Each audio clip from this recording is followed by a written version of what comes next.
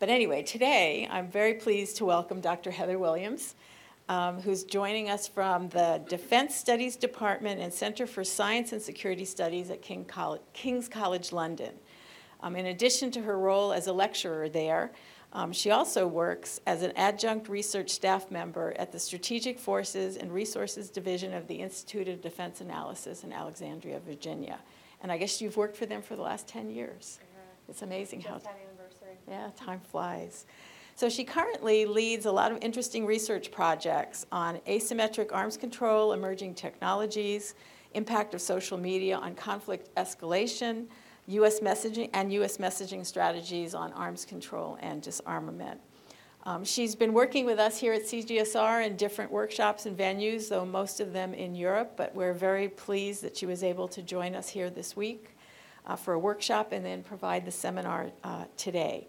As many of you know, we'll be videotaping the presentation, which will then be posted on our website, and so that portion is on the record, and then we'll be turning the cameras off after about 30 or 45 minutes of presentation for the Q&A period, which will then be off the record. And we'll probably ask you to identify yourself and give you a microphone when we call on you to ask questions during that time period. So at this point, please welcome Heather. Please join me in welcoming Heather. She'll be speaking on Europe's nuclear future, deterrence, and the nuclear ban treaty. Thanks.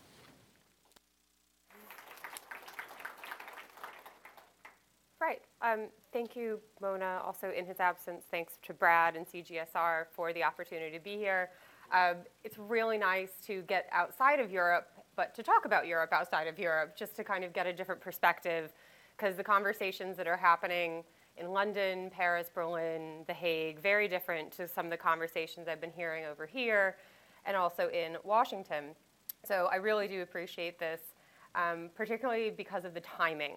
A lot going on in Europe, and not just on the nuclear side, but because the pressure on European governments for disarmament and more action on disarmament is growing. It is very acute, and I'm not sure people outside of Europe realize just how serious this pressure is and the implications of it, particularly on NATO, but also on the NPT, and also, quite frankly, on America's deterrence and assurance strategies and how it engages with its allies. So I wanted to talk about that a bit today. What I'm going to do, I'll start with some European perspectives on how the nuclear ban treaty is interacting with the nuclear taboo in Europe. And by nuclear taboo, I don't mean the non-use taboo. This is a different type of taboo where in a lot of these countries and capitals, you really just can't talk about nuclear weapons or nuclear deterrence.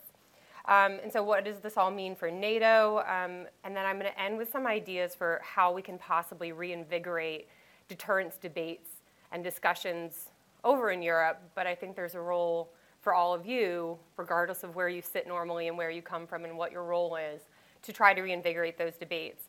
And some of the issues that we're going to touch on and that I think we all can start thinking about, these are the debates that I hear in Europe. It's things like, do nuclear weapons deter? This seems really obvious and basic. When I first moved over to Europe 8 years ago, I was introduced to this debate, and it took a little while to get over the shock of this question. Do nuclear weapons deter? Other questions, what's the value of NATO remaining a nuclear alliance? And then also, what are some of the risks specifically for Europe that are associated with nuclear weapons? And what is the US's role in mitigating those risks? But I'd like to get my bottom line up front, just in case it gets really hot and people, lose attention, which is fine. But if you follow the nuclear ban treaty at all, which I'm assuming some of you do, don't worry, I'll give you a background in case you don't. But if you follow the nuclear ban treaty, it might seem like it's losing momentum, right? It only has 11 members. It wasn't a big issue in the NPT. The Brussels communique makes a really strong point on deterrence. So maybe we just don't have to worry about the ban treaty anymore. I am going to argue the exact opposite of that and tell you why you really do need to pay attention to the ban treaty and really engage on it. It can't be put on the back burner, and it does have an impact on U.S. extended deterrence and assurance policies to our American allies. And also, the U.S. just has to get better at engaging on the ban treaty within Europe. So there's my bottom line. And if you have to go, you can go. But I hope you'll stay. So quickly, I'm going to go through a little bit of background on the ban treaty and kind of an update. What's the current state of play? Again, some of this might be familiar to you all, but I think the background, the details matter. So hopefully you'll humor me. Ban treaty evolved out of the humanitarian impacts conferences. They were in Oslo, Nayarit, Mexico, and then Vienna, Austria. And I had attended all three of the conferences, so kind of saw how the narrative changed and who the main players were and how we got to the ban treaty. And throughout the process, what made this seem really different from other nuclear initiatives and forums was really active civil society participation. You would see civil society groups walking up to delegations and handing them briefing points, talking a lot more and engaging on the sidelines. So this wasn't just ICANN. ICANN is, it's a consortium of a whole variety of NGOs. So it really was a diverse mix of views in the room. But also it was, a lot of NATO member states. I think all NATO member states except the P3 attended, I think, all three conferences. There might be one or two exceptions to those. But then you also obviously had some of the traditional leaders in disarmament: Ireland, Mexico, Austria, New Zealand. And they were the ones kind of really pushing the movement along. Of the nuclear weapon states, the US and UK attended the third conference in Vienna in December 2014. Up until then, there was really no nuclear weapon state involvement, with some exceptions about Mexico, which I'm happy to talk about in detail in Q&A. There's some interesting backstories there about how the US almost attended Mexico. But after the third conference resulted in this humanitarian pledge, and then the movement got moved into the United Nations in an open-ended working group, and then a treaty was negotiated. I'm skipping through a lot of details here, but and then we ended up with a nuclear ban treaty after 2 rounds of negotiations, which opened for signature in September. One really important trend: this happened very quickly.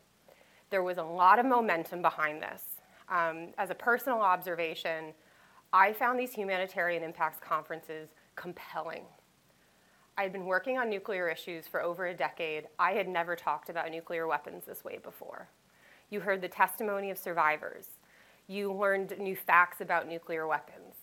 You talked about what does deterrence really mean. And not talking about it in abstract, but so when we talk about deterrence, we are actually threatening to kill hundreds of thousands of people. That's very uncomfortable. But we have to break it down and talk about these things in a much more facts-based way. And that was why I found these conferences so original and such a great discussion and a really great opportunity to talk about nuclear weapons in a different way. It didn't necessarily have to lead to a ban treaty, but it did. So we had the ban treaty that opened for signature in September. What the ban treaty says, it basically prohibits anything and everything having to do with nuclear weapons. It prohibits possession, transfer, assistance, you name it. Other important facts about the ban treaty: it includes very limited information on verification of disarmament. I think it's 2 paragraphs. It's very light on details. This was not accidental. This was done to sustain that momentum that I talked about, but also because by keeping some of the text ambiguous, you let countries set their own terms, which could prove to be dangerous in the long run, I think. But what were the motivations behind this? The ban treaty, it didn't come out of nowhere, and I'm going to anticipate a question that I bet someone's going to ask me later. Did Russia start and found the ban treaty or ICANN? No.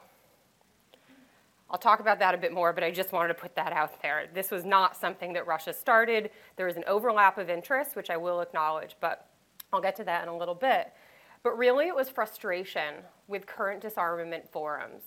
The NPT, the Conference on Disarmament, the Conference on Disarmament can't even set an agenda. If you are a country that really deeply believes in nuclear disarmament and wants to see a world free of nuclear weapons, this is really frustrating. That these 5, really 9 countries get to set the tempo, and you're stuck with it, and you have to live in their world. And so it was frustration that there weren't deeper reductions, no progress on an FMCT, no entry into force of a CTBT. But this is a really important point about the ban treaty that gets lost. Despite its name, the ban treaty is not about eliminating nuclear weapons. So if you say to a ban treaty supporter, this isn't going to eliminate 1 nuclear weapon, depending on the person and in what context you ask them, they might say, Maybe not, but that's not what we're trying to do. What the ban treaty is trying to do is to change the way that we talk about nuclear weapons. They want to change the narrative. Now, there might be a long-term goal of disarmament, but the idea is if you can change the way that publics talk about nuclear weapons, they want to start a bottom-up movement. They want to see grassroots organizations pushing on their governments to get rid of nuclear weapons and to abandon a nuclear alliance. So, therefore, you target democracies. It's currently targeting NATO, because NATO is predominantly democracies.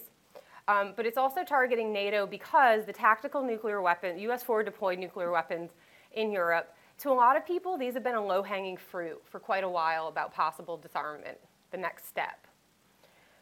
So to some extent, this was just the prime target for ICANN and the ban treaty to try to work towards. Current status of the ban treaty, so it requires 50 members to enter into force. Right now it has 11, and 2 more are probably going to go over the summer, if not, in the next week or so. It's still a relatively low number, but again, I don't think that that should be a cause for complacency. What has been the impact so far of the ban treaty on the NPT and NATO? Within the NPT, as you probably know, there was a preparatory committee meeting back in April. The ban treaty got very little attention. The only people to really bring it up were the nuclear weapon states. It was raised during the chair's summary, which caused a little bit of controversy. But so far, I just didn't see the ban treaty supporters really leaning on the NPT process. And this is a big point of debate. Does the ban treaty undermine the NPT? So keep that debate in mind, and maybe you have your own thoughts and want to weigh in. But so far, it really hasn't come up and played this big role. However, Heather Williams' hypothesis is that this is because it doesn't have a lot of members yet. And it looks like it might be losing momentum. As the ban treaty gains membership, and if it regains momentum, I think it's inevitable that it will play a bigger process within the NPT. Whether that's for strengthening or hurting the NPT is up for discussion. So in the lead up to the 2020 review conference, which no matter what, it's going to be a really difficult review conference. I think we're going to see more pressure coming from the ban treaty movement. And it's going to intersect with a lot of other pressures and frustrations. The ban treaty isn't the only issue or source of frustration within the NPT. There's the WMD free zone issue. There's questions about indefinite extension. So this is all interacting together, and then you throw the ban treaty in, and it just kind of carries a lot of this along. Also at PrepCom, I'll come back to this in a little bit, the US rolled out a new approach to disarmament, which is called the conditions-based approach. We're all still figuring out what that means. But one point that people were talking about, or I heard them talking about a lot at PrepCom, was how do we think about creating the conditions? And the US has been a bit vague on this, with the idea being that partner countries can engage and they can offer ideas about how do you create conditions. So it's meant to be a partnership. That's the idea behind it. And then just one last point about the ban treaty and the NPT to clarify and really drive this home. The ban treaty is a result of the frustration and lack of progress on disarmament. It is not the cause of these tensions within the NPT. Those have been there for a very long time. And quite frankly, I think some of the nuclear weapon states have been ignoring that pressure and ignoring these deepening rifts. And the ban treaty just shines a giant spotlight on it. So I don't want anyone to think, oh, if the ban treaty goes away, the NPT is suddenly going to be, this happy party. No. No matter what, it's going to be a difficult review conference, and the ban treaty might make it even more difficult. Impact of the ban treaty on NATO. This is where I think it's really important. ICANN, the International Campaign to Abolish Nuclear Weapons, won the Nobel Peace Prize last year. Their strategy is really to target NATO countries, and they're very open about this. They're particularly looking at the nuclear host countries, but then they're also looking at some NATO partners, Switzerland and Sweden right now. And quite a few European countries are conducting national studies into whether or not they should join the ban treaty. And these include Norway, Italy, Slovenia, Sweden. I think there's one more that I might be forgetting. But and the reason that they're doing these national studies is because you have these very strong anti-nuclear communities in a lot of these countries, which are really leaning on their national governments and saying, why don't you join the ban? And so the governments are saying, well, we have NATO, which makes it basically impossible to join the ban, but we have this public pressure. So these national studies are going to help them kind of flesh out their policies and maybe buy a little bit of time. Despite the recent NATO summit, so the NATO summit communique made it very clear what is NATO's position on nuclear deterrence, and that NATO will continue to be a nuclear alliance. However, what I'm increasingly concerned about is that the ban treaty is written so ambiguously. Is there some way that a NATO state or partner might think that they can join the ban and still stay a member of NATO? One of the most recent members to join the ban treaty is Austria. This is causing a little bit of panic in some European countries, saying, well, if Austria joins, can they get away with it? What's going to happen to Austria? Is NATO or the EU somehow going to punish them for this? I don't know if they'll punish them. But a lot of this is wait and see how everyone responds to Austria. But as I said, this is interacting with pre-existing anti-nuclear communities in these countries. And the anti-nuclear arguments are dominating all debates about nuclear weapons in Europe, maybe with the exception of France and the UK. So how does all this interact? How does the ban treaty interact with the European states are reluctant to talk about deterrence for these domestic reasons? So this is the European nuclear taboo. And the leaders don't want to talk about the nuclear issues because of how it sits with domestic audiences. But you have ICANN and some of the others really dominating the nuclear debates. And so this is where I'll get to the Russia thing. Because if the ban treaty is trying to divide NATO, well, somebody else is trying to divide NATO at the same time. There's a confluence of interest here. Having been involved in the ban treaty since the inception, I really just don't see any evidence whatsoever that Russia was involved with the with the founding of ICANN. And one of the challenges in explaining this is something, it's hard to explain, but I'm going to try. What I found is that there are two communities and two conversations going on. There's the disarmament community and there's the deterrence community. And I'm going to guess most of us in this room usually hang out in the deterrence community. It's really hard to understand what happens in that other community without some context. This frustration that I talked about has been building for so long. There have been coalitions of states working together for, years, if not decades, to try to figure out how do we pressure nuclear weapon states to do more on disarmament. And so the ban treaty and ICANN did not just come out of nowhere. It's really been growing. And when you see the trajectory and that building of momentum, the ban treaty kind of makes sense. It isn't something that I think is a complete aberration. But having, until I started going to these humanitarian conferences, I just sat in the deterrence community, and it really didn't make sense to me. And it took a lot of time of talking to ICANN members and leaders of the ban movement to get, this is what's happened. Now, since the ban treaty has happened and ICANN's been founded, and it has this overlap of interest with Russia, I have looked very hard and very closely for any evidence of Russian funding to ICANN, and quite frankly, I just can't find it. That doesn't mean it's not there. However, it is not immediately obvious. So I always get this question, so I thought I would just try to smack it down at the outset. But as I said, this is overlapping with other efforts to divide NATO, specifically on the nuclear issue. And so what is the nuclear taboo like in Europe right now? And I'll offer a quick little snapshot of it.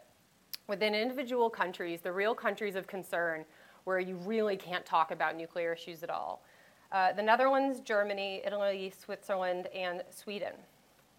And all of them have noted that the anti-nuclear movement is really dominating the debate, and it is an imbalanced debate. Obviously, there are some differences within individual countries, and I'm happy to go into the detail on this. But I'm going to point to a recent poll that ICANN did just a few weeks ago. And because it was done by ICANN, you can probably guess what the results were. However, and as with all polls, how you phrase the question matters, et cetera. The results really didn't shock me. And here are just some of the examples. They asked the populations in the host countries 3 questions. These are just 2 of the pullouts that I had. So should nuclear weapons stay in Europe? Within Germany, the response was only 16% of Germans that were polled said yes, nuclear weapons should stay in Europe, and 70% said no, they should leave. And then there's the obvious other percentage of non-respondents. To another question, should European states sign the nuclear ban treaty? Question asked in Italy, and the response was 72% of Italians said that they wanted Italy to sign the ban treaty, and 15% said no. Italy's a really interesting one because of the influence of the Catholic Church, and this was the most stark of the results. But again, I'm not that surprised by these polling results. This captures just how deep the anti-nuclear sentiment is in a lot of these publics. And I've asked quite a few people in these governments, how do you treat the nuclear issue? And the way that it's been described to me is if you come out talking about nuclear weapons and in favor of nuclear weapons, it's not going to score you any points domestically. But if you come out as anti-nuclear, that might score you some points. And if you're a domestic politician, just like politicians in the US, you want to get reelected. So just don't talk about it, unless you're very anti-nuclear. Another trend around this is European security more broadly, is that I'm seeing a lot of increasing intra-Europe cooperation. So, work on the Eurofighter. Germany stepping up and playing more of a leadership role. A lot of other countries are looking to step up and play a leadership role. And this is partially being done because there is a perception that the US is no longer interested in leading the global nuclear order. And it doesn't really come down to, we can't rely on American extended deterrence anymore. It's just this impression that America isn't as credible of a partner as it once was, and that America doesn't want to lead on this issue or a lot of other issues, to be honest. And so there's this perceived vacuum of US leadership, and very, very slowly, some European states are exploring how to fill that. What are some of the risks that this taboo, but also the ban treaty, is presenting? It could put at risk some of the more pro-nuclear and pro-deterrence European politicians. It undermines alliance dynamics. But also, if you speak out on nuclear issues, you're just going to draw the attention of ICANN and the anti-nuclear movement, and they might come after you. So these are the risks of talking about it.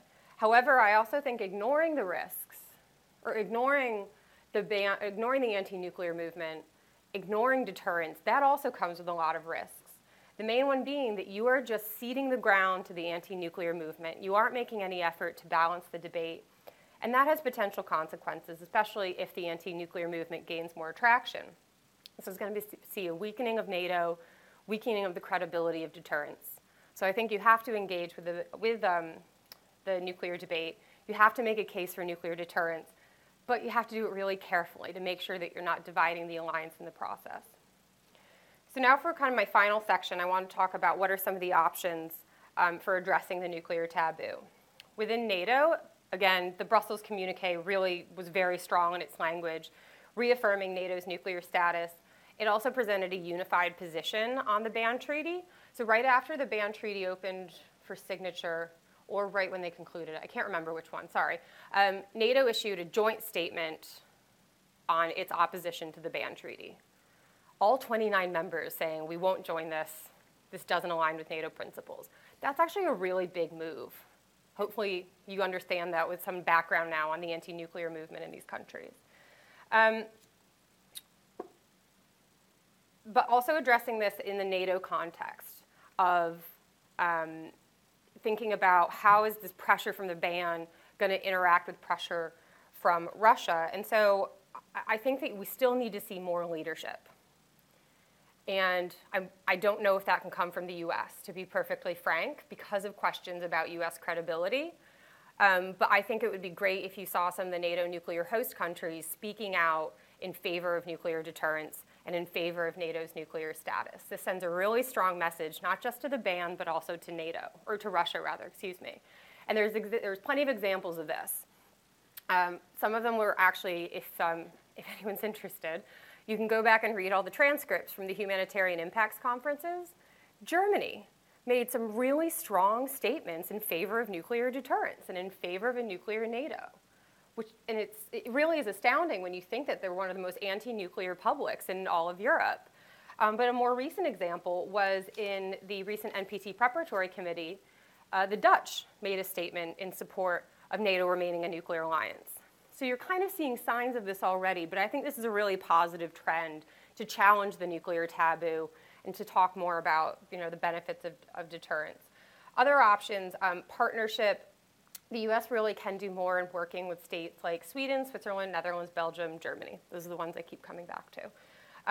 I would say the country that I'm actually most worried about with regards to its position on the ban treaty is Italy.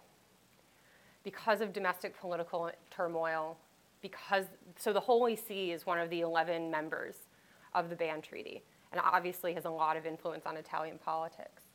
But if the US can partner with some of these countries, I think that might have a really great impact on strengthening NATO, strengthening deterrence. But what are some of the issues that they could work together on? The first is talking about humanitarian consequences and talking about the ethics of nuclear weapons and deterrence. We don't talk about ethics a whole lot in the deterrence community. It's actually a great discussion that I think we should be having. This was something that, as I mentioned, it came up in the humanitarian conferences in these really, rich discussions. And I said this in a lot of other places, I don't think that the ban treaty gets to claim a monopoly on the humanitarian consequences discussion. And to some extent, it's a shame that the humanitarian conferences will always be associated with the ban treaty, because those conferences were about a lot more than the ban. They were about these facts-based discussions. It was talking about what happens to the human body in a nuclear explosion.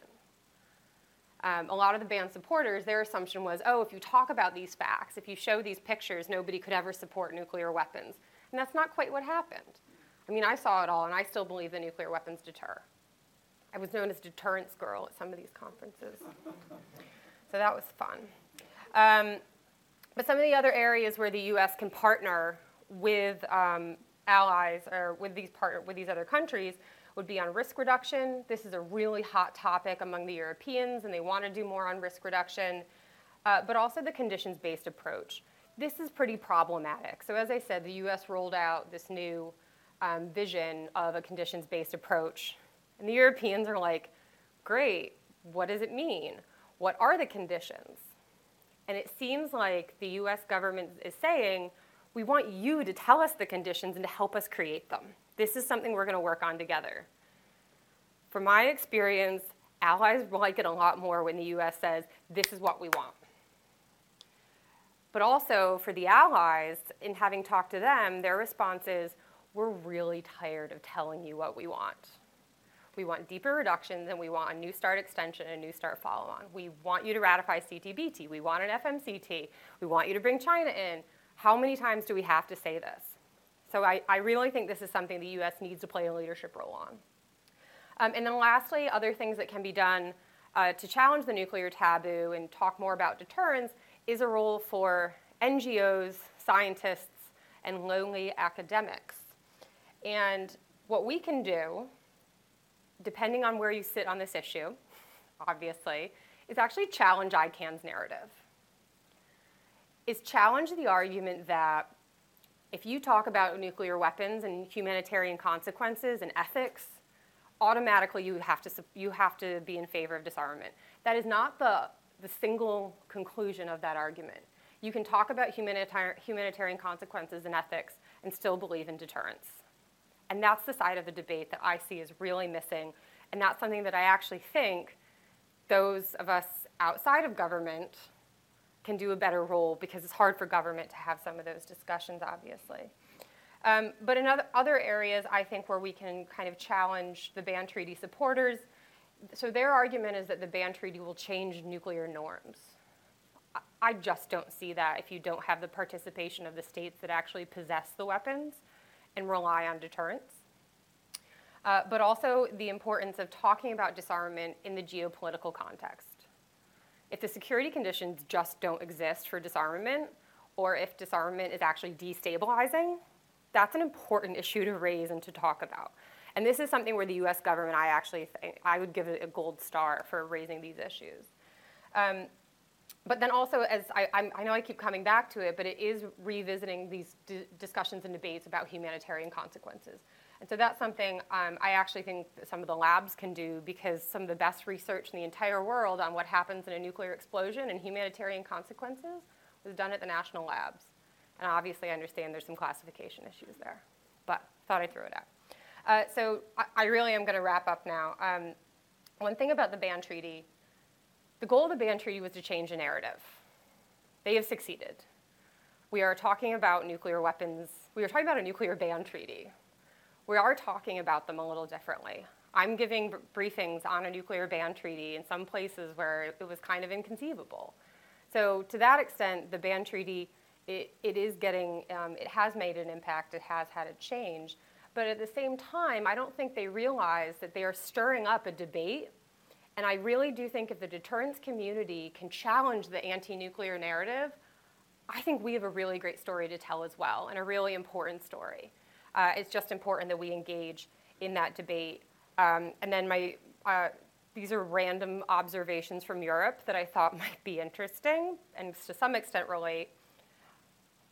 I want to see more US leadership. It's really difficult to convey just how strong the anti-Trump sentiment is in Europe, particularly in Germany. And I see a lot of nodding heads. Whatever you're thinking, it's worse than what you think.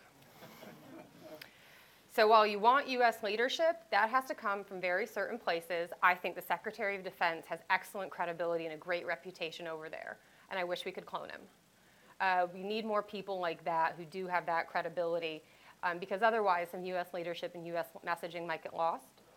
The frustration remains around the NPT, and the conditions-based approach has a bit of work to do in gaining some momentum. And then lastly is the context in Europe in which I'm talking about all of this. Europe is increasingly looking inwards. It's skeptical about the transatlantic ties and transatlantic relationship. Until recently in the UK, I mean, Brexit was the only game in town. I couldn't really get any MPs or even government officials to engage. I mean, they engaged on nuclear things, but it was like, yeah, we have a capacity problem where people who work on certain issues get pulled, everything gets pulled into Brexit. It's changing a little bit now. We have to see if and how the current government survives. But also the political instability in Italy. Terrorism really remains a primary concern for a lot of countries such as France. And then the giant issue, which all of Europe has not figured out how to deal with, that doesn't get as much attention here, well, in a different context, migration. Particularly in the South. This is a serious NATO issue, is how to deal with that migration. So in Europe, there's a limited capacity and a limited attention span for some of these issues, which is why I think it's really important that the US can play a bit of a leadership role and can try to introduce some balance into the debate. And maybe some of you in this room can consider taking on a similar endeavor. So with that, look forward to questions.